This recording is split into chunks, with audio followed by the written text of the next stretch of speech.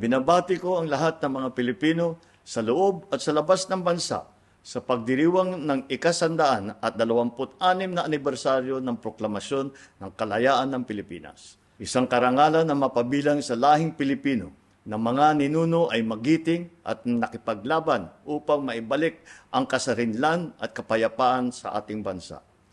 At bilang tagapagmana ng kalayaan na tinatamasa natin ngayon, tungkulin ng bawat isa sa atin na pangalagaan ito at tiyaking hindi na tayo kailanman magpapatinag sa anumang banta ng pananakot, pananakop at pag-aapi. Sa pagharap natin sa mga hamon ng modernong panahon, nawa ay pagtitibayin natin hindi lamang ang ating katapangan, kung hindi pati na rin ang ating pagkakaisa at pagtutulungan. Mga kababayan, tayo ang muka ng bagong Pilipinas. Sa sarili nating pamamaraan, maaari tayong maging bayani ng ating makabagong panahon.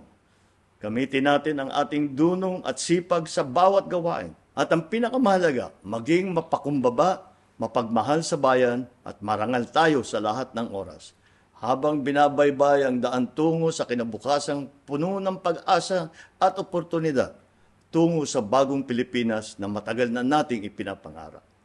Muli, isang makabuluhang araw ng kalayaan sa lahat. Mabuhay ang malayang sambayanan ng Pilipino, mabuhay ang Republika ng Pilipinas.